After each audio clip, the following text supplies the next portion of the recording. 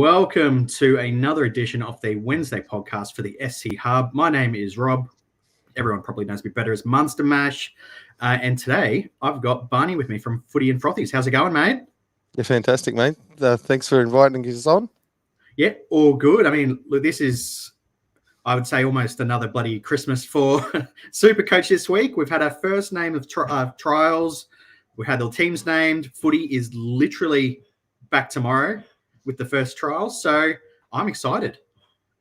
I think everybody is. As soon as those teams hit the hit the internet every week, especially Supercoach players seem to go a little bit crazy. I know I certainly did. So basically, I guess to begin with, give us a bit of a background about yourself, your podcast, and how they can find your content. Yeah, perfect. So, 41-year-old father of two children, two daughters. A balding, overweight, sporting, tragic. Realistically, if there's any sport on, I'll park myself in front of it. And cricket and rugby league are obviously where my interests lie at the most. Born in Penrith, moved up to Queensland for a few years, spent some time in the country, and then moved back as a teenager into Penrith. Been here ever since. Very enthusiastic beverage tester at times. So, do enjoy a drink. Spent some time in construction when I first started working, doing some alarm installations, that kind of stuff, then demolition. And now deliver meat and do a bit of management, transport management. So as a truck driver. Fantastic. Yeah. And I guess, give us a bit of a background about your Supercoach.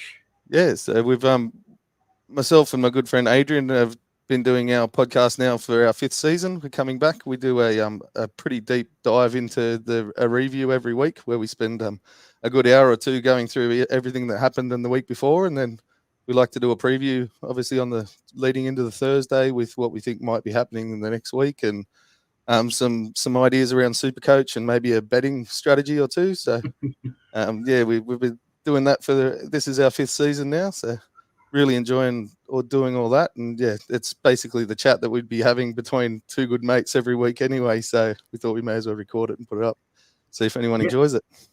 Sounds great. So honestly, I think you might be the most ideal person to get on this week because we're going to be chatting trials. So I'm going to cover, I guess, some of the basic news and the big news that I've seen it, and obviously feel free to throw in your 2 cents. So the first thing is it looks like from the news that I've picked up this week, obviously teams have been named and a few very interesting selections. First of all, I can see that Blake Taff has been named and he's got the fullback jersey, or at least first crack of it, for the Bulldogs. It was obviously, there was a lot of talk that Crichton might have got it, but I figure Connections might have won the day there with all the Penrith boys. Yeah, it's an interesting one. For mine, I was sort of under the assumption that Crichton had been given a bit of a promise to get him across there as the first crack at that fullback position, but I'm sure he'd be happy to play anyway. Fantastic player there.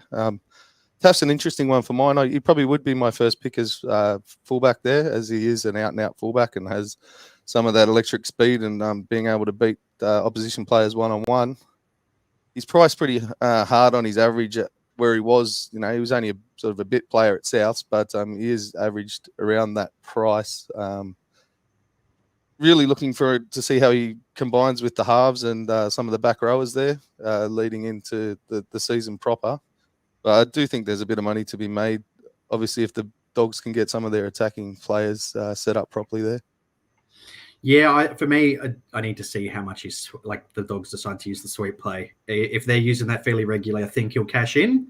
But I'm not wait and see, as I think we'll be saying a lot today. So we might as well just dive in. I mean, the Bulldogs are playing the first game against the Storm, so we might as well just cover the rest of the teams. So interestingly, and I'm a Storm fan, so I hope nobody holds that against me. I know people like to hate. But Ryan Papenhuyzen has been named. I was a little bit of surprise, but for those who might not be on top of all of the trials, the Storm are going to Fiji for the next trial. So they might have decided he might be one that might not travel, but we'll at least get to see how he's looking. Yeah, that would make sense to leave him at home and not expose him to that travel, obviously. Thought he came back fairly well at the back end of last year. Obviously looked a little bit rusty being out for so long. fantastic player at his best. I've just got a few concerns around maybe the start to the season, and I think you may even get him for around the same price after his first buy there, or maybe even slightly cheaper, depending on how the Storm start.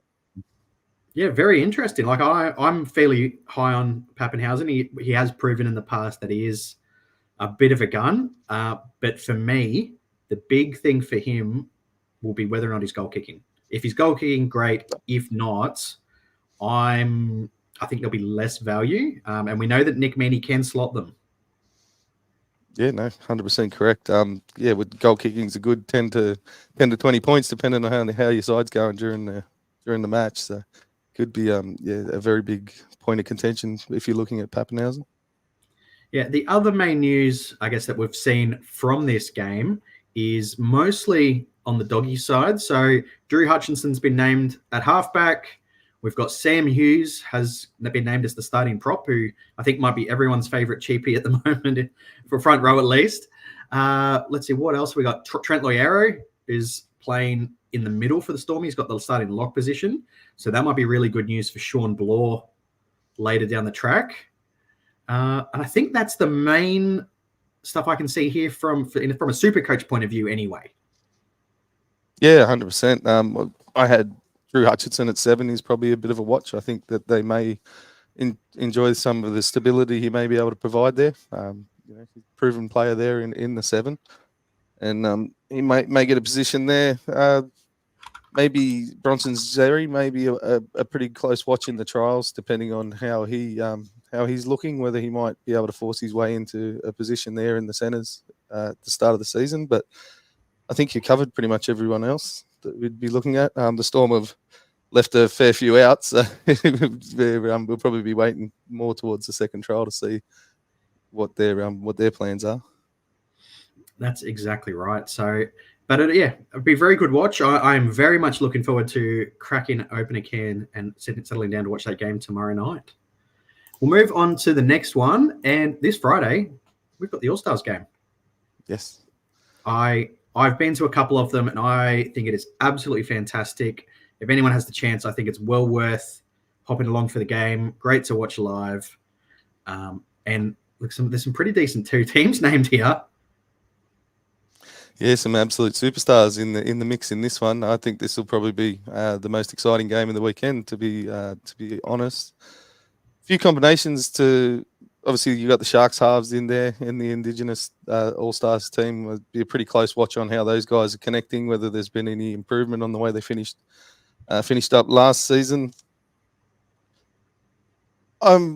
Big watch for me, pretty much for the entire trials, especially with your front rowers and back rowers. Who's probably looks the fittest out of anybody else that's running around on the field? Because there is a big clump of players that sort of produce the similar amount of points and are all priced around that sort of same mark when you start looking towards the mid ranges and the bottom of the top tier players. So for mine, the guys that look the fittest will probably be the ones on my radar early in the season. Yeah, I completely agree with that. So obviously close watch on players like Latrell. For me, I really want to look to see how the Sharks halves are combining, particularly Trindle. I want to see how much he's getting used, because you've got to think that they'll use a few Shark patterns, hopefully, in the game for the Indigenous side. We can see if he's the one that's going to get that final pass. I think from I guess a super coach point of view, the main other players are those ones that looked like they might be getting their first crack at Team CC. So we got like Kyle Labart is obviously playing he's on the reserves for the Indigenous. Who else have we got here? I'm kind of keen to see how Brandon Smith goes for the Maori side. I want to see how his fitness looks. It's definitely one I was going to mention. Craig Mooney and Xavier Willison. Yeah, those two are going to be close watches. And I mean, the forever guy that I think has had so much hype, Jack Howarth.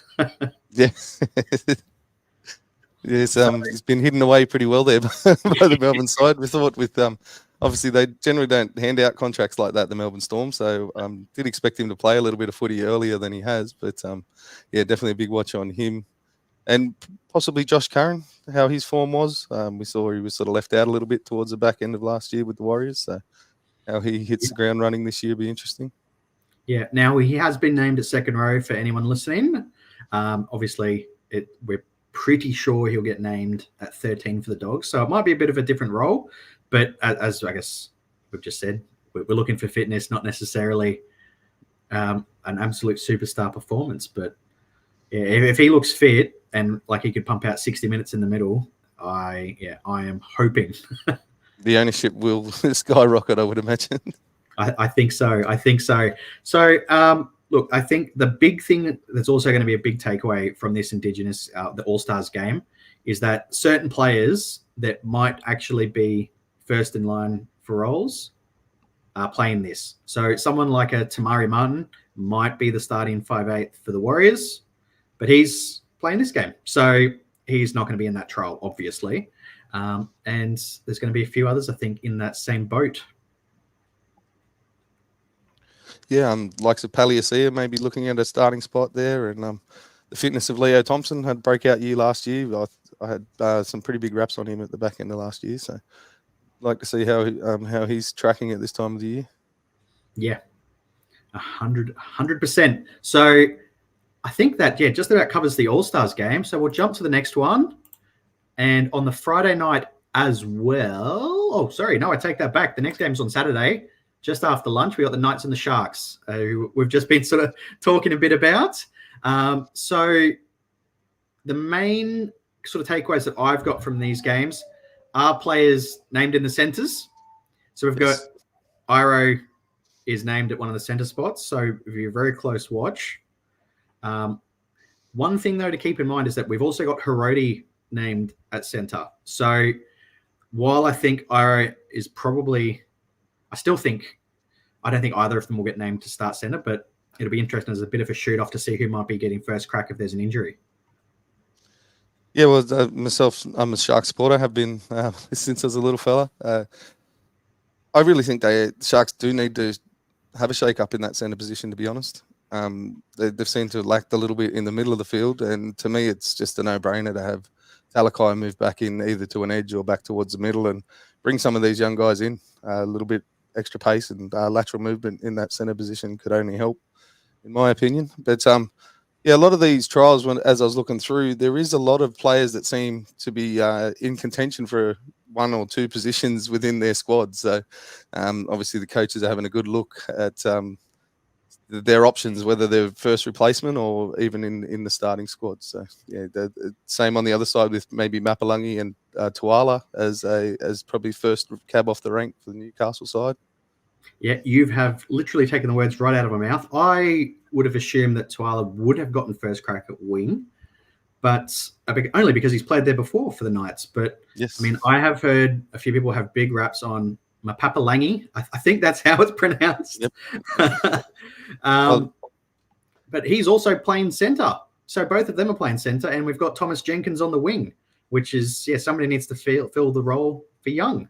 So I'm not quite sure what the Knights are looking at doing there. Well, Jenkins obviously came from the Penrith side and looked fantastic in the one or two times he did step out for the Penrith team there. With Gagai inside of that position in the form he was in last year, I think he was close to his career best form. So it's going to be an enticing spot, whoever does get into that position on the wing there. Yep, I completely agree. I think whoever gets that spot, if it's, well, maybe not Tuala, but if one of the other cheaper guys gets the spot, they will 100%. I think they'll be in most teams. You've got to think. I think Jenkins is even priced up near the 600,000 because he was at 100 average or something in the couple of games he had for Penrith. So, yeah, maybe not Jenkins then. Yeah, it makes it a little bit difficult, but obviously the Sharks have named a pretty solid forward pack, as have the Newcastle team. So I think that's going to be a very good watch. You're going to see some of these guys, the likes of Hazleton, Kafusi, who are probably in direct competition there as well. Cartwright, Lucas, and Croker for a bench spot, or maybe even a starting position in the Newcastle team. So. Yeah, I think there's definitely going to be middle minutes available for the Knights with Kurt Mann leaving. So Croker is one that I'm actually keeping a close eye on because he has had a decent PPM in the past. So we'll see if it can translate to bigger minutes, whether or not he can keep up that motor. And then I guess the two players that most people will also be looking at is, Jed Cartwright and Dylan Lucas. Now, at the moment, I've got Dylan Lucas in my CTW, and I hope he gets the starting position. But we've obviously got Kai Pearce-Paul is in the mix as well. Yeah, would like to have a good look at him. I'd imagine he'll be coming out in the second game with the second trial game. But interesting to line up. As you said, there's definitely some minutes there for somebody. And then, we'll see how some of these Sharks youngsters, because they have got a few of them, and how they sort of are coming along and who's likely to jag these bench minutes. Yeah, well, you got the two halves there who will obviously be probably the first. They're playing off for probably that first change if there is a problem in the Sharks halves at any time during the year. Do really like what I've seen out of Puru early, and Cade Dykes as well. He was one that could probably slide into that sixth position if something happens. Yeah, so we'll jump across to the next game. Roosters Manly. This should be a good game, though the Roosters have named a really strong side. So I think that shows just how seriously they're taking this preseason and how they want to start going into the year. Yeah, well, probably says they don't have a lot of questions, doesn't it? Robbo looks like he's pretty set on what his plans are. Wants to get a few minutes in a lot of these guys, and then maybe ease into the trip over to Las Vegas in a couple of weeks' time. So, yeah, one thing as well, I just want to point out quickly before we dive too much into the individual players. So the Manly side have named 26 players for this trial, but the Roosters have only named 21. So I think that just shows you just how seriously they're looking to take it. Yeah, looks like they definitely want a strong hit out in this first week of trials, and maybe a little bit of an ease up before they have to jump on the plane. The Manly one's interesting because it looks like there will be a couple of spots available. Obviously, there's probably some contention around the centre position, and the forwards look like there might be a bit of a rotation there with their bench players, and big question marks obviously around that second row position with Burbo and Schuster, and how they're going to line up. So that's for Manly. Look, everybody's very, very keen on Burbo at the moment after his last trial. So definitely want to see how if he has another good game. I think he might steal that spot from Schuster. I think it's Schuster's interrupted preseason is just going to prove, I think, too big of an issue if he's showing this much form. Yeah, and you add that to probably a pretty interrupted and not a very compelling season last year either, coming out of Schuster. Yeah, definitely. So the other player that I'm really kind of keeping an eye on is to see how Nathan Brown does. Now, I'm not personally interested in him from a super coach perspective, but I think he'll be really pushing to either get the locked jersey or a prop spot, which is basically the same position now, at least in this Manly side. I don't think Jake his role will change too much, whatever numbers on his back. So, I think Nathan Brown's looking to push for that middle spot. And one player that I think it might affect is somebody that I'm kind of keen on for Supercoach, and that's actually, one of the other Manly props in. I'm having a mental blank now. It's either Sipley or Paseka. I've got them in my side, and it's been a long day. Sipley performed pretty well for me at the back end of last year. I did really like what I saw out of him when he came back from his injury. He's doing some real good tough stuff through the middle. And this Manly squad probably does really need another hard head in the middle of that pack. It was, they did sort of get pulled apart occasionally last year through the middle of the field. So adding someone like Nathan Brown really couldn't hurt this Manly side. Yeah, for me, Paseka. His averages. I got my notes. I got them confused. No. So he was averaging almost 60 every week for the majority of the season. A really high percentage of games in and around that 60 mark. So for a starting prop spot for somebody around that same price as Cotter, I don't think it's the worst shout. Yeah, it does make a bit of sense. A big man with a pretty big engine, realistically, does play quite a few minutes in the middle of the field, and Yeah, the only thing, as you said, that may come into that is he may lose a couple of minutes with someone like Brown coming into the squad who can push into the middle, or Sipley may take some off the bench. But fantastic player. I've had someone that I've really enjoyed watching play. Still think he's got another level to go. I've been waiting for him just to sort of go up that extra half a cog, or and become that game breaker that I think he can be. Yeah, I think Manly have definitely, like, they've been putting a few years now into these middles, and I think you'll really start to see that come to fruition within the next year or two. I really do believe that they will really sort of be that. They'll step up. I think we've been waiting for it. Yeah. Did you have any thoughts on maybe that second row position for the Roosters?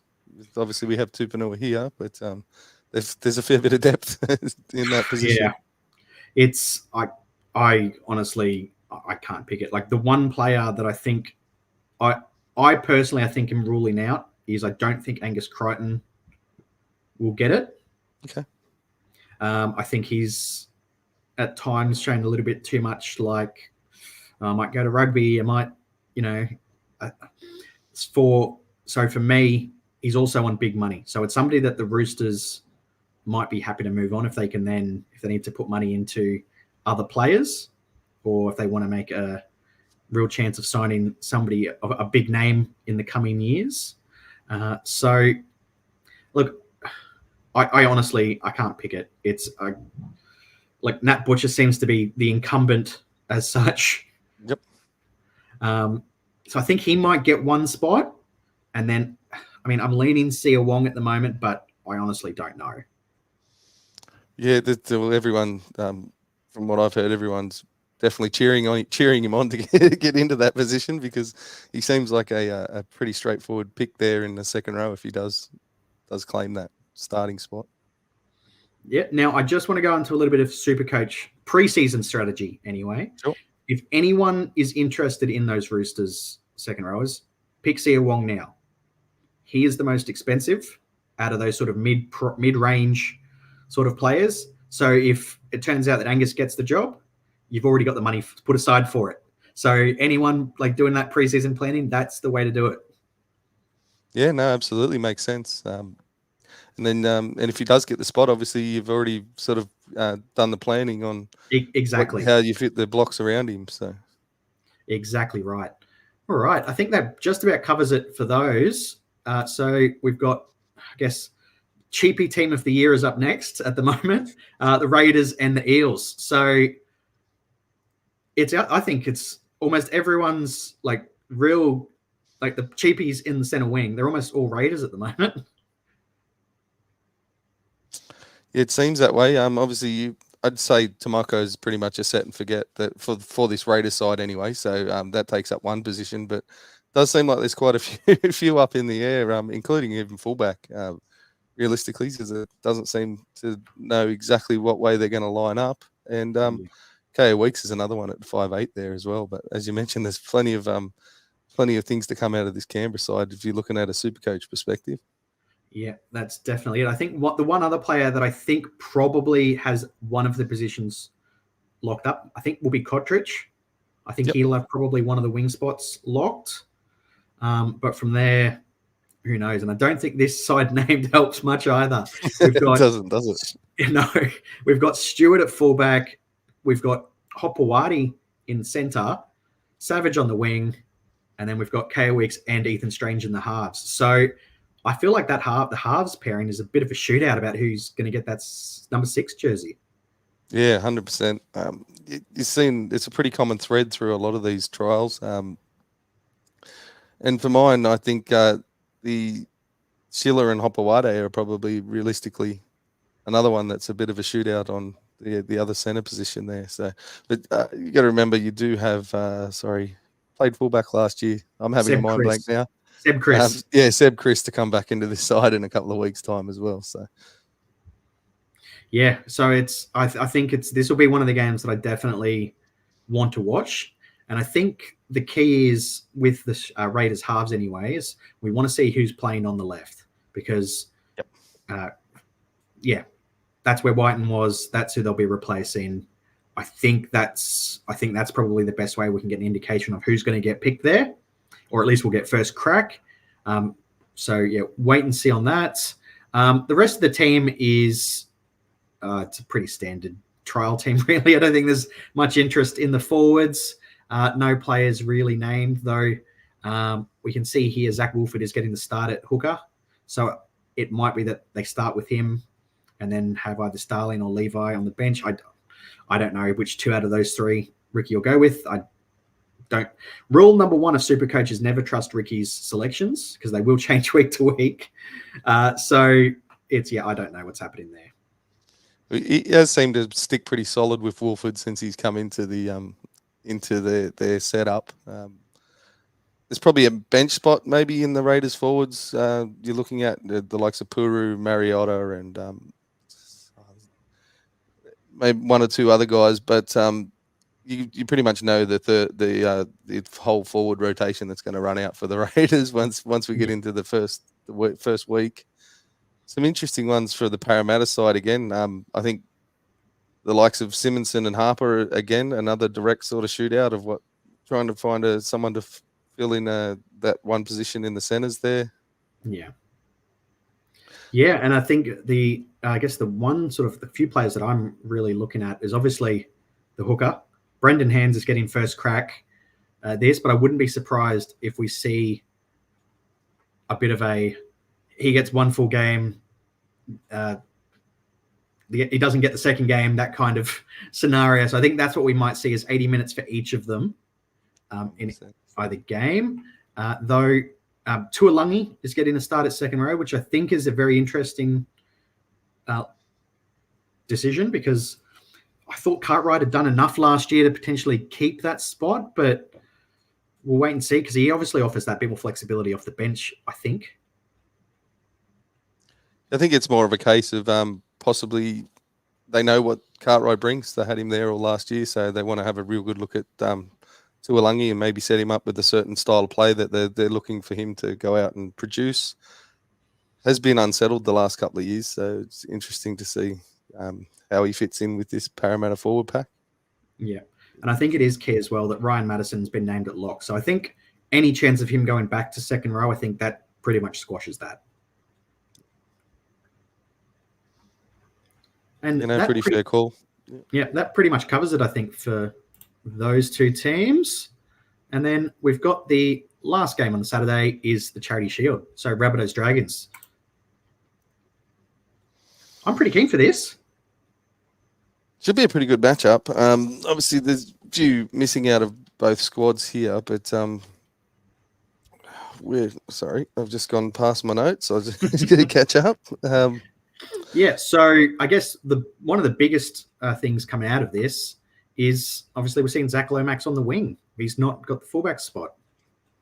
So there was obviously a lot of talk about that potentially happening over the season, but we're going to see Sloan to begin with.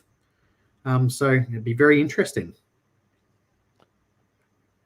Yeah, I think it's probably for the backline, it might be a better fit at the moment. It gets them both in the squad, which obviously gives them a bit more of an attacking option, which they've struggled with in the recent years. I think this might be the coach going to Tyrell and basically saying, mate, this is sort of your last chance. This is what we need out of you. And you've got a few weeks to produce it. Otherwise, we might be moving you out back to the Reggies for a bit. So. Yeah. I'm very interested to see how Zach Lomax will go on the wing as well.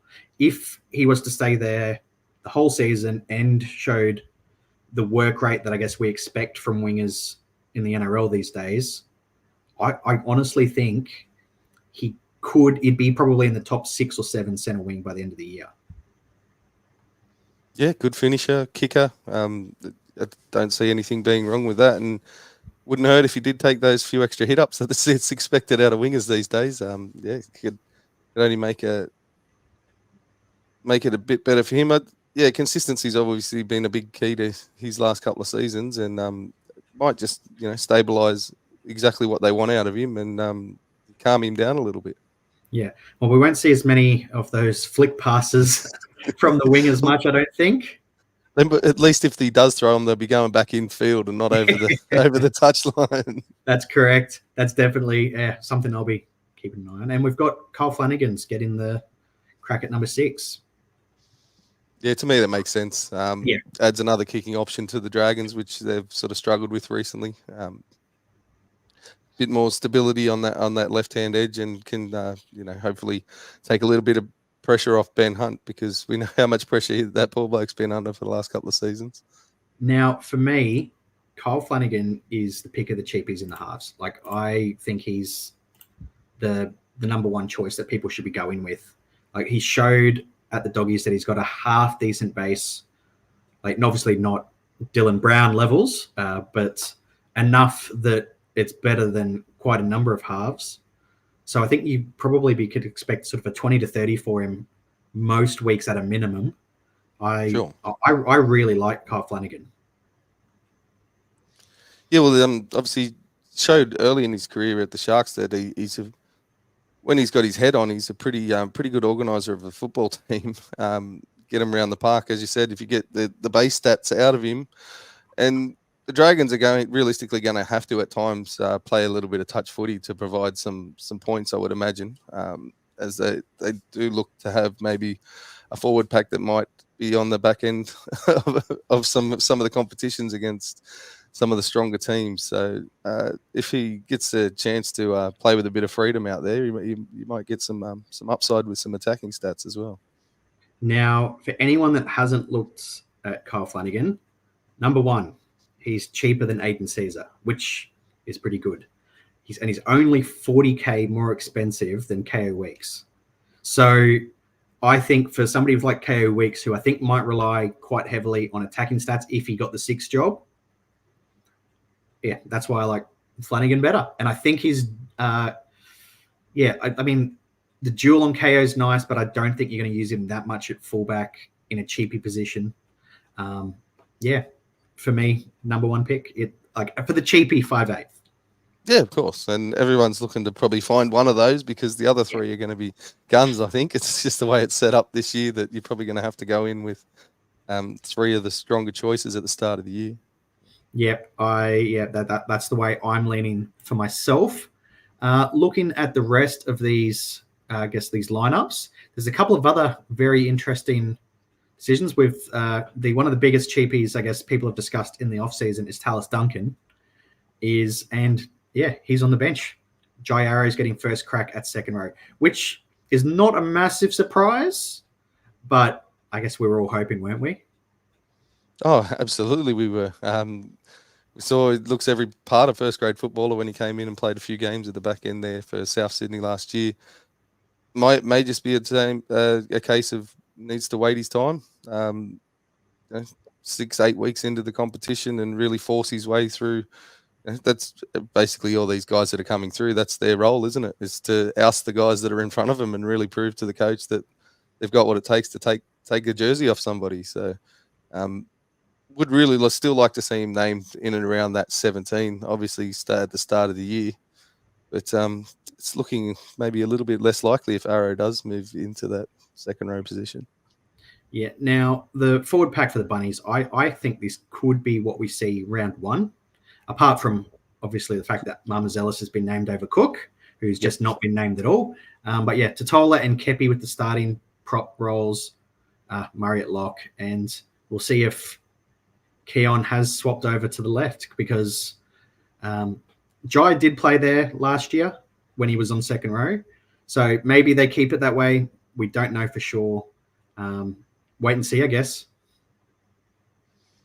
Yeah, no, 100%. There's some obviously very strong options in this South Sydney team in that forward pack that you can slot into your Supercoach team.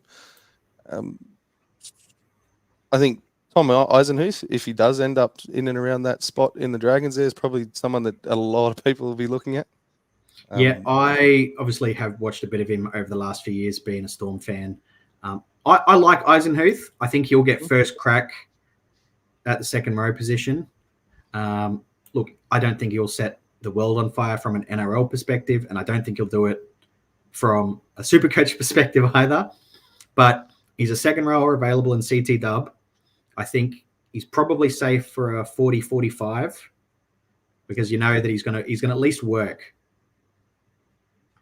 Yeah, I think there's maybe just enough money in him for a possible upgrade, depending on if he does get that starting position, might be someone worth putting in your reserve bench, and whether he plays or not for your team, you might be able to get $100,000 out of him and swap him out later on.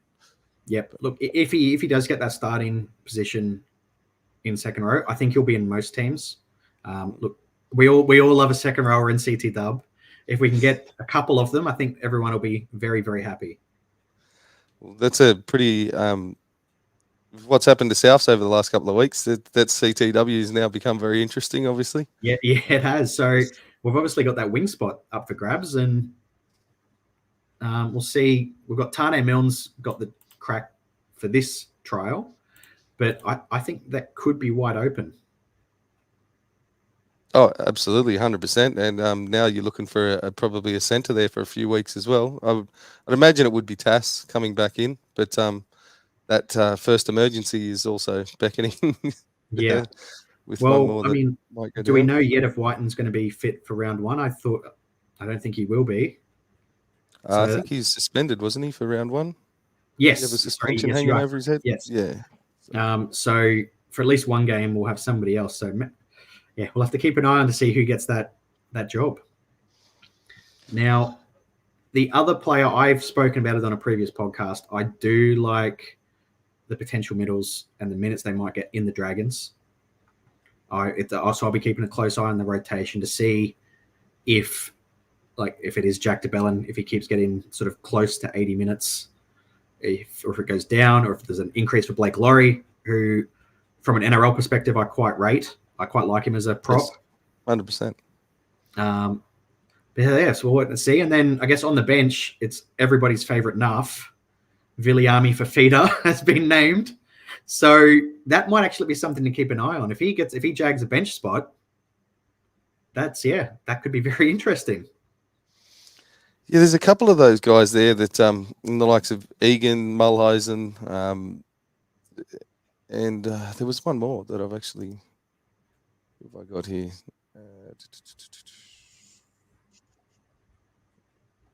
Was it Couchman? The Couchman boys as well. So yes, there's some competition for that bench spot that looks like it might be open there. And I think any one of those guys that do end up getting that starting position will probably be, again, in a lot of teams there to fill one of those bench spots in the second row. Yeah. And one name I've heard, I think it could become popular if he got 80 minutes, would be Jacob Little. But Connor Mewlinson's been named as the 14. He's a bench hooker, so I can rule him out. No chance now. Yeah, even at 80 minutes, to be honest with you, Little doesn't really interest me as a hooker, whether it's Supercoach or NRL. Yeah, for me, it's whoever gets the Eels hooker job, and I'm assuming Jaden Brayley, assuming he gets 80 minutes. They're the two picks for me if they're the guys that get the jobs. If you're going one of them for the cheapy hooker, or both if you're going duels. Yeah, of course. All right, that covers Saturday. So on to the Sunday game. We've got Warriors Tigers first up. This will be interesting. It's the first game we see back of Roger for the Warriors. So I'm very keen to see how he goes. Like, even just from an NRL perspective, I think it's going to be great to see him back playing for the Wars. Yeah, 100%. Absolute top level talent when he left the game. Probably didn't get as a big a shot as we thought he might have in the rugby union over there. But I would assume he comes back even probably, at 75% of when he left. He's still going to be a pretty top talent. And I don't think it'll take him too long to fit back into a groove here. Not sure they give him the 80 minutes in the first trial, but with obviously with a bit of relaxed way of with the interchanges, I dare say you probably get 40 minutes and then maybe closer to 80 minutes in the second trial. But anywhere near his best, I think is a must-have realistically at some point during the season. Yeah, look, he's been an absolute gunner for past. I think everyone has owned him at some point who's played Supercoach for more than a couple of years. when he was back in the NRL. I have fond memories. So, yeah, I'm very keen to see him. With the rest of the team, obviously, we've got the Warriors are not, I would say half strength is probably we've got a few of the sort of players I would expect for the first week, but on the whole, it's mostly reserve sides. Yeah, you got your two halves there that are probably looking at trying to force their way into the sixth position, and also one playing in the All Stars game. So there's some depth of position there in the halves for the Warriors. The only other real ones maybe a bench spot with the likes of Ale and Going and Laban there that have been named. Don't know a lot about those guys, but it obviously looks to me like the coaches got the feelers out to look who he wants to be putting into those bench positions. Yeah. Now that is another rule that I've at least applied to myself for Supercoach. Avoid the Warriors cheapie if he's come out of nowhere. If anyone that's played for more than a few years knows, can't forget the name John Pallavi, who has haunted us in previous years. So, yeah, that's something that also I'll try to avoid unless we get any better indication that it's somebody's had a good preseason. Yeah, I think there are a few names that be looking to go into Supercoach teams, but they're big names on big dollars. So Yeah. I don't think there's a lot of the outside guys that you'd be looking to pick up from the Warriors.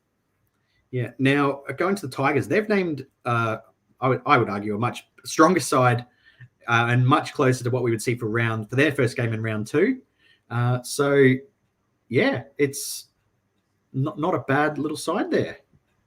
And there's a few names. Definitely in the forwards. It's obviously been their strength last season. So you go. Sorry. No, please. I was just going to say, so we've seen Jaden Sullivan's going to get first crack at the number 6, which is what I expected personally. Obviously, there's talk about a few other players, but I think the big one that a lot of people are talking about that has been mentioned has been Galvin. I think he'll probably get one of the bench spots on round 2, because if he's got that flexibility to play second row and halves, I think that's pretty useful on the bench. And I mean, for his first taste of NRL, I think that's about what we can expect. It would make sense. But as you said, there's been a lot of talk. Benji's come out and compared him to Scott Hill type football player, which is not a bad comparison if someone's going to give you that kind of raps. Some Aussie schoolboy level. I had heard that he basically was already been told that he's first shot at 6, but I don't have any special insights to any clubs or in competitions. Or I don't know. I know a few people that hear a few things, but it's not coming directly out of anybody's mouth. So, but yeah, I had heard that they were seriously considering giving him the first shot at 6. Yeah. So I mean, look, it is trials, so this team might be it might change come round 2. But there's a few other names that I guess are what we would expect. So yeah, Buller at fullback, Staines on the wing. I think this is pretty close, barring a few names, to what we will probably go close to seeing in round 2. Yeah, apart from the guys that obviously we know and expect to be in a couple of those positions. Seyfarth at lock is really interesting for mine. Yeah. I think if he's getting anywhere near 60 to 80 minutes a week playing at lock, he's pretty well underpriced. Yeah, he's a guy that, from an NRL perspective, really caught my eye last year. I thought at times when the Tigers looked like they were well beaten, he always seemed to want to put in the effort. So I think, purely from an NRL perspective, I think it's smart for Benji to be rewarding those players if he wants to change the culture at the Tigers. Yeah, 100%. And I think Polo is probably more of an impact player as well. And that provides him that option off the bench. Myself and Adrian, my fellow podcast host, actually got an invite into the Tigers last year, and we both stood there in amazement as Seyfarth walked past, to be honest. He doesn't portray as big as he actually is in real life on the television. Seeing him in real life, he seemed to be a lot bigger than what he shows up on the telly coverage. So, I mean, you hinted there at some of these young gun forwards that they've got at the Tigers now.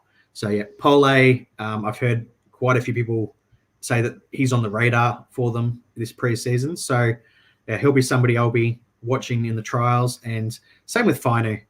Absolutely. There's been big raps around Samuela over the last couple of years from an NRL perspective. So, it'll be interesting to see if he starts to take his chance and potentially jags a bench spot. Yeah, fair bit of noise around Sione too, but obviously they've got a pretty handy 9 already, so Yes, it makes it a bit hard. Yeah, they're both definitely players of interest, and I think there might be somebody that you probably will bring into your side to maybe make some money if somebody on your bench isn't performing. So yeah.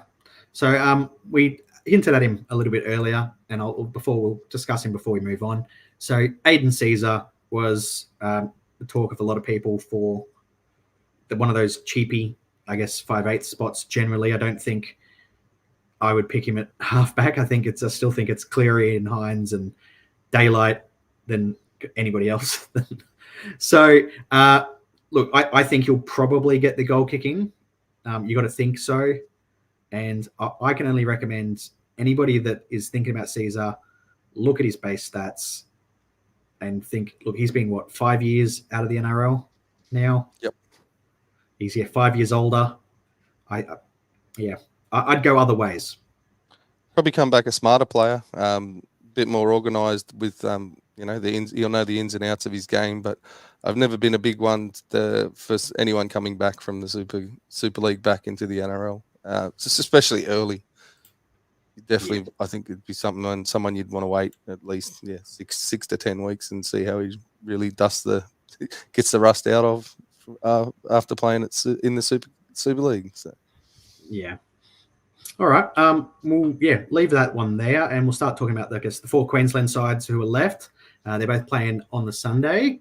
So first up, we got Cowboys Broncos, and these are some I like to look at a couple of these sides, and they'll give a good indication, I think, of what we'll potentially see come round 1. So with the Broncos, they've named a pretty good side.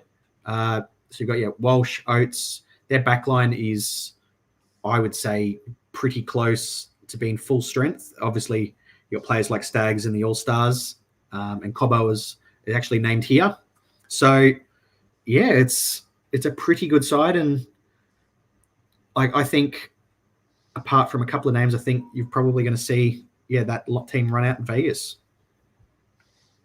Pretty close to it, yeah, absolutely. Left a couple of guys out, obviously, through All-Stars, and probably just don't really need obviously doesn't want to put them in chance of injury in the first trial match. But Cobbo we know the X factor he has. He's a fantastic player. He looks like he could blossom into one of the best centers running around for a fair few years. Been really, really wrapped with what he's been putting out over the last few years. Reece Walsh, been spoken about for years, and has had a career best year last year. They're going to be really interesting how they line up against. This is really an understrength Cowboys backline, isn't it? So they could be having a bit of fun in this trial game, as long as the structures are working. Yeah. So it's that backline. I think out of the 7 named from 1 to 7, I think there's only probably one player that I would expect to see round 1. I think Velamay probably gets the wing spot. I think he keeps it. I thought he was pretty good there. But I mean, look, it's felt, so I don't know which way they'll go. I think that'll sort of, I'm not 100% certain. He seemed to have a pretty big impact last year when he did come in and take that spot. I think, the main thing I'm sort of taking away from this Cowboys side is who I think it then shows the people that are not named are the ones that I think are most likely for round 1. Yeah, that's the way I'm looking at it. 100%, because there's almost the whole team that hasn't been named. Yeah. So Clifford will be an interesting watch. Yeah. So the news came out over the last, I could say, 24 hours that Luciano Leilua he wants to go back to the Dragons. At least that's what's been reported. wants out of his contract. This is a big, big plus for Helam Lukey. He is already in my Supercoach side. What do you think? Yeah, absolutely. He's looked like he had the big spruiks on him even before Nanai sort of surfaced last season and the season before. So it's got all the attributes to be a fantastic second rower. We've seen the skill level he has as well. Just about obviously being able to put the consistency through and stay on the field. But yeah, I've had big raps on Lukey ever since I first saw him run out onto the NRL field. And it's probably an upside for someone like Fini Fuiaki as well. If he does end up getting that bench spot, another guy that may be able to fill a bench spot on your Supercoach team. Yeah. Now, I just want to touch a little bit more on second row, and I just want to see how you're approaching things for the season. Me personally, I'm looking at probably running 4, maybe 5 off these sort of mid-price players, that sort of 350 to 500 sort of K, that sort of price mark. And then one cheapie. Ideally, that's what I would like to run. That's exactly the same way I'm set up at the moment, to be honest. I do have one guy that I've got in there as a standout that I think will produce week in and week out. And then there's 4 guys there between 460 and 320. And then someone there at the bottom dollar.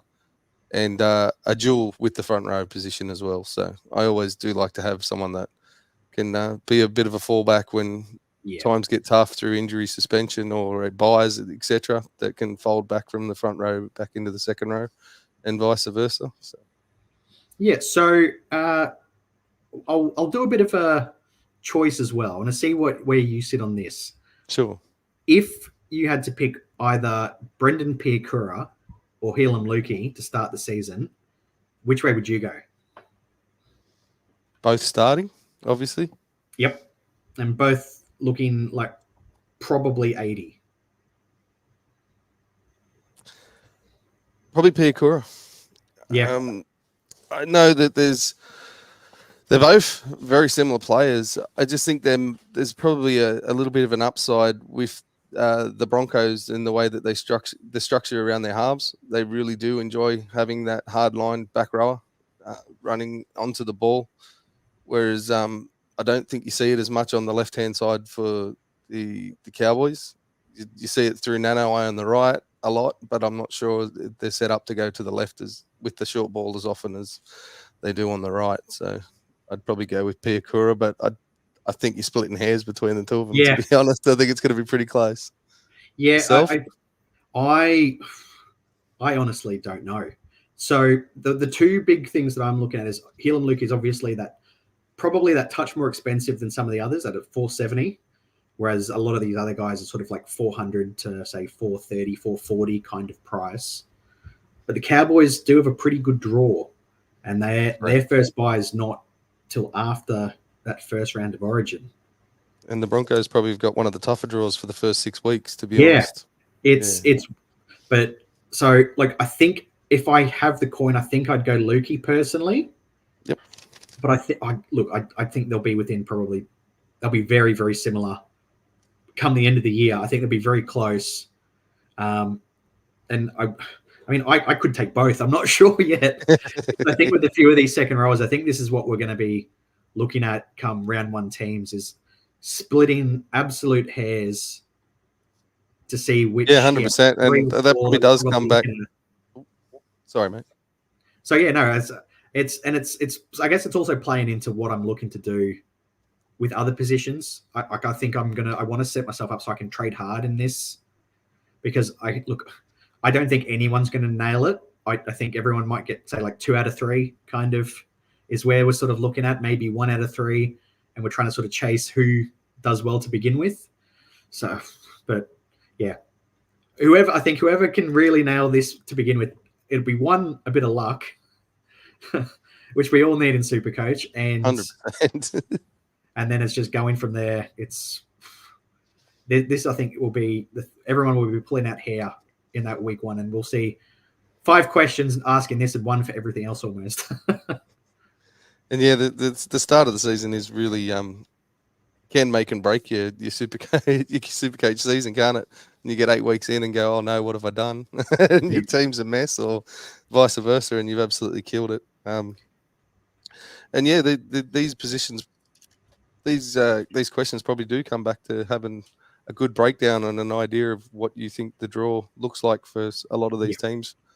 I sort of like to work in about 6-week blocks, and it gives me a pretty good idea of what way I'm trying to set up for my trades for the next four weeks or so. So yep, I think that's a really smart way to look at it. So if anyone that's, I guess, a bit newer to Supercoach, I think that's a really good way is to sort of plan it out in blocks and then sort of go from there. Because it might be, hopefully, one of these second rowers goes off for a couple of weeks, maybe banks 100K, and then you're able to go down to someone whose draw turns, or 100%. Has had a couple of bad games and dropped a little bit, and you make up money that way as well. All right. I mean, is there anything else you'd like to cover with this Broncos-Cowboys game before we move on? Just quickly looking through.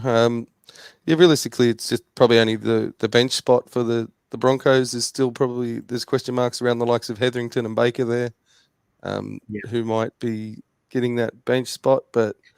And Willison's in the All-Stars game. Sorry, mate? Willison's in the All-Stars game as well. So yeah, exactly. It looks like a very good prospect, Willison. He's one I've pinned my flag to already, and I really hope he gets put into that squad at the start of the season. So yeah. All right. I guess and we'll move on to the final game. And so it's Dolphins Titans. Now we'll touch on the news that I guess that's come out from the assistant, is that apparently Jaden Campbell and David Fifita are both aiming for a round 5 return, which is crazy. That this has come out. Yeah. Well, originally it was round 3, wasn't it? I think everyone was talking about, because due to the bye that they have in round 2, that they were expected back in round 3, but round 5 now. That's what I was looking at. But I mean, I think quite a few were thinking that somebody like a Fifita might have been fit for round 1 potentially. Yeah. It's So I think anyone that's, I guess, was planning on that's shot to pieces now. Would have been a pretty good captain option in those first few games as well, considering some of the opposition that the Titans have in those first few rounds. But now it looks like he's going to be a hard reach to get to, unless you really do set yourself up to have some money in the bank, and that's exactly, you've made the plans to get there. Yeah, I think that's a really key thing to lock in for all super coaches into your black book for this season, is if you can nail getting that cash for the first few weeks so that you can get up to David Fifita quickly. If he's looking like he's not coming off the bench to begin with and he's getting straight back into it, that could be huge. Yeah, 100%. We saw how damaging, we know how damaging he is, and can go from, it's one of those guys that can go from 20 to 120 in the blink of an eye, similar to, all the best Supercoach players. Well, we saw people get stung last year with Nico Hines. He came back and scored that. Yeah, I got stung. Oh, no, I thought you were going to say Fifita, but yeah. So it's, these guns that, it's obviously the traditional logic is that they come back, they take a few weeks to warm up. Hopefully they drop a little bit of coin and we get them back. Yep. But I with David Fifita, I don't know. I don't think logic really works with him. He could do anything. It depends on what side of the bed he gets out of, I think. Yeah. But we did see a much more consistent David Fifita last year, which is something that I think all super coaches rejoiced about, to be honest, because there was times where he was rocks or diamonds in previous seasons, and last year was pretty consistent out of him. So I think he will be a must-have at some point during the season, but now how you get to him is a different question. Yeah, and just to touch with Jaden Campbell, I think that this throws all the backline plans for the Titans out the window potentially, because I mean AJ Brimson looms as the obvious choice at fullback now. So it's whether what they do with their centers or in their fullback, I don't know for sure, because if he's been training there all preseason, then it might be tempting to keep him there. But who knows? Until we get further notice, I think wait and see. Yeah, I think the cleanest option is to probably put AJ back to fullback. He's been there. They've had structures around him in that position before, and then you're probably looking for an out and out centre, maybe someone in the likes of Shoop, whether he comes back in. You've got Harley Smith Shields there as well, who could Yeah. probably slot into that centre position. But Yeah. I'd be very surprised if they don't put AJ somebody back. like a Philip Sammy potentially. Yeah, correct. Yep. Another one that's been in the system for a fair while. So yeah. So wait and see, and we'll see who gets those spots and how things move around. Now we'll move on over to the Dolphins. They've named a pretty strong side. they have. So first of all, I just want to say it's great to see Sean O'Sullivan back. He obviously had a pretty bad injury run last year. I really like watching him as a player in the NRL. I think he's a great half. So it'd be really good to see how he sort of develops as the main guy over the next couple of years, just from an NRL perspective. Yeah, absolute copybook number 7. Does all those things that you want out of a 7. Tackles pretty well, very good kicking game, very organised, and gets his team around the field extremely well. And he's got a little bit of attacking flair too, given the right position and good field position and possession. Big watch on Katoa, obviously, another season in. Yeah, showed some glimpses of some very good attacking football, but all the things I just mentioned about O'Sullivan probably aren't in Katoa's game at the moment. So I think we're looking for those kind of things to come through in the next year or two, especially if they're going to build around him going forward. Yes. Now in the back line, we've also got who's one of the talks, I guess, has been all preseason that Jack Bostock's going to get that wing spot, and that's what's been happened. He's been named there straight up. Yeah, one we were looking at, I think a lot of people were hoping he was a cheapie on the radar last year and didn't really get as much time as we probably hoped out of him. And performances weren't great when he was on the field, but highly touted, does seem to have the physical attributes to be able to do it. So I think he's at a fairly decent price, isn't he? So I think, if he is named come round 17, he'll definitely be in a fair few teams. Yeah, about 310 is where he's sitting roughly. So I think if he's named, the Dolphins have got a really good run. So he's somebody I would be strongly looking at. However, that'll lead us to the forward pack. And I think there's a little bit of movement here, and I'm waiting to see how things play out. So we've got a fairly strong forward pack. And just before we move on away from the backs, Ewan Aitken's been named a second row. Interesting. Yeah, so we saw it at the Warriors, obviously. So we've still got a couple of fairly handy second rows to come back. So whether he moves back to the back line, I don't know. We'll have to wait and see, I think. Well, I don't think he put a foot wrong, did he, playing centre last year? I thought he was very good for them. So, whether they want to go a different way, that'll be interesting. I'd be surprised if they don't play him at centre, given how well he did go last year. And as you mentioned, you've got some very big names coming back to fill some of those positions in the forward pack. So named it in the 21 jerseys, Lemulu. So I was just about to say he's got to feel pretty hard done by to be moved out of that pack, given what some of the performances he put out last year. He was probably one of my breakthrough second rowers that I saw last year. Now, to cover the rest of the forward pack, the big name that I think a few people might be a little bit surprised to see named is Tom Gilbert. I was talking about he was going to be touch and go for round 1. Mm-hmm. But to see him named now, personally, because he's been named, that for me, that puts a big line through Thomas Flegler. I'm not keen on him at all. Okay.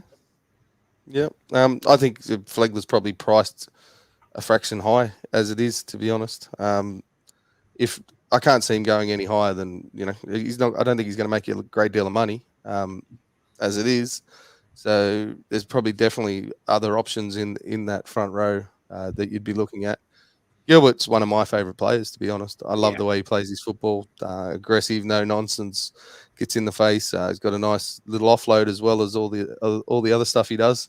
Hits hard in defence. I don't know if it really impacts Flegler's minutes as much, to be honest. But for me, I think a lot of people would maybe thinking that he might be pushing up to say 55, 60. Okay. Gilbert, Flegler is to begin with. But I think 45, 50 is about the best you can expect from him. And that was what he was getting at the Broncos. Yeah, So no, I that makes can't sense. see him getting an extra 5-10 minutes or so. I think, Gilbert's the leader of the pack, or at least he will be going forward. Obviously, you've still got a few of the more senior guys to come back, like a Jesse Bromwich. So I don't see where the minutes come for Flegler if Gilbert's fit. And there's some big bodies that they're going to have probably sitting on this bench as well. So they come into that rotation as well. Yeah, the Dolphins have got a sneaky amount of depth in their forward pack. So, for me, Flegler, I'd be looking elsewhere. I mean, look, I can understand why people are keen on him, but I'd go elsewhere. And the one I'm actually, if he looks as good as he could be, I'm actually potentially keen on Gilbert in front row instead. Yeah. Okay. Yeah. Did nothing wrong in the games that he did play last year, and you have to think that a few of those were injury affected as well. Either side of his injury. So for mine, I think having both the Toms in the team pushes me even more towards Jeremy Marshall-King, to be honest. Yeah. I think that opens up a lot of avenues with that 1-2 punch through the middle with the big boys, just to open up that running game that we already saw can be fantastic at times, and you might get a few more opportunities for him to jump out at dummy half. So. Yeah, now I just need to clarify as well. I may have just spoke there. So Tom Gilbert is only second row available. He's about 600K, but I think he's still somebody I'm going to be looking at because he showed in the trials, in the the trials that the Dolphins were running, that he's one of the fittest at the club. So I think there's an opportunity. I want to keep an eye on him and see how he goes because I think he's developing into an absolute gun of a player. Yeah, we've seen what he's done in and around the Origin arena as well. He's rates really highly on my radar, both Supercoach and NRL. Yeah. Now, I guess we'll go back to discussing who you've just started mentioning is Jeremy Marshall-King. I'm very keen on him as well, but I think a lot of people will be picking either him or Harry Grant. I think is the way most people will go. Yep. No, 100%. And I don't think either of them will do you disservice to start the season. Another one, as we were talking before about splitting hairs, I think just that there's a nice cozy little draw there for the Dolphins, I think, at the start of the year. And for mine, it shapes up a little bit better than the Storm. I think the Storm have got a pretty tough run for those first 4 or 5 matches. And I think, Jeremy Marshall-King might just come out on top in that battle early in the season. I'm not gonna sit here and say by the end of the year Harry Grant hasn't gone well past him, but to start the year, I think I might be starting with Marshall-King. Yeah, well, the way I think the season may go is I wouldn't be surprised if we see Harry Grant with a better average, like of say anywhere 3 to 5, if not higher. But I actually think Jeremy Marshall-King will score you more points over the whole season than Harry Grant does. Okay. Yep. With missing games through Origin and things like that. Yeah. So he's obviously the Kiwi hooker, so he won't be missing those games over the bye period. No, makes sense. It's pretty disappointing to see him injured last year. I think they may have finished a little higher and been pushing at the end of the year for semi-finals if he didn't have that long stint out of the Dolphins side. I've got pretty high hopes for the Dolphins this year. I think they might make a move up there and be sniffing around that bottom of the 8. So. Now, the other thing, I guess, to keep in mind as well with the Dolphins is they've got one of the best bye schedules. So I think at some point, everyone will probably have Marshall-King over that bye period. So it's just whether, it's like I said, if you look at that sort of first, 6 to 8 games, as you sort of were talking about earlier, is where I think you really need to look at where because obviously, you'll probably even say the first 10 games, because by then you'd be potentially looking to swap from Harry down to Jeremy Marshall-King. Couple of things, but so have a look at those and see what works. But I mean, the fact that he's a touch cheaper may just prove a big difference for teams that are picking all their players. All right, I think that just about does it for us. Yeah. There's obviously some NRL news and that we've potentially missed. So I'll see my little list here to see what we've got. Now, No, to be honest, I think we've talked about all the players. We've pretty much covered it all. So I think that might just about do us. Yeah, said maybe one or two questions just from a couple of the guys that I hang around with. I'd like to pick your brain if you don't mind, just for a second. Yeah, no problem at all. Yeah. Is there anyone you think that with a very high percentage of ownership that doesn't interest you? Ooh, I think I think there's a couple of players that I'm avoiding. So the one that we talked about earlier, KO Weeks, I think he's a trap. Yep. I'd be looking at someone like a Kyle Flanagan, who I think has got a better base and I think is a little bit safer for players, at least early days. One player that, while I think he'll do well, I think there's a chance to pod. I'll put it that way. I think he'll do well, but I think there's a chance to pod against him is Kalen Ponga. Okay. I know it's a big call, but he's now getting up to like that sort of 30-something% ownership. Okay. Yeah. Like if not higher. So who's to say somebody like a Tom Trbojevic, a Latrell Mitchell? I think if you look at your two fullbacks together, I think if you can get a combo that's different to other people, if you want to pod up, I think that's probably one of the better positions to pod to begin the year. Yeah, because it's probably not going to be a huge disparity, is there? No. Look, a lot of those guys have got very high ceilings. So yeah, so I wouldn't be surprised if the highest averaging fullback come 10 rounds. It could be Drinkwater. It could be Trbojevic. It could be Latrell. Honestly, I don't think anyone can name with any certainty who it'll be. So I agree with everything you said there, 100%. So I think if anybody's looking for a sneaky pod, maybe look at somebody that's slightly cheaper at fullback, because it might also mean that you could maybe go from an example. If you can make a few moves, maybe you can go from like a Jaden Campbell at 5'8" up to Dylan Brown. If you with a few other, I think that's how you need to look at a lot of these sort of moves. Is make some money and move some pieces around, or save some money somewhere. Yeah, 100%. Exactly. If you go say down from a Kalen Ponga to a Latrell, then what can you do with that money? It's worth at least looking at. I'll put it that way. Yeah, no, perfect. Is there any sort of team that you might be targeting early in the year, and do you have a couple of must-haves? For me, I think there's only two must-haves in my opinion, and that's Cleary and Hines. Yep. I think it's just I don't think that there's a good enough option in as that sort of backup halfback that you can go without both of them. That's my opinion. I know a lot of people are big on someone like a Moses, but I think you just got to stick with the crowd. The two guys averaging 90. Yeah, it's probably not a bad stick with the crowd on this one, and it's especially with the way captaincy works. Is that I pretty much would almost be looking to Captain Hines every time he plays at home. Like I know that his averages gets up close to 100. Yep. Every time he plays at Shark Park. So couldn't go without him. Cleary, it doesn't matter who he's playing. If he scored 150, I don't think anyone would be really surprised if he did that. Exactly. He did it. It's these guys you've I think over the course of the whole season, I think you just should have both of them. It's just for me. Targeting teams, the one I'm probably looking at is I really want to get a piece of the Cowboys. Like early on, I want a piece of their sort of draw, and I think there'll be a bit of a bounce back this year.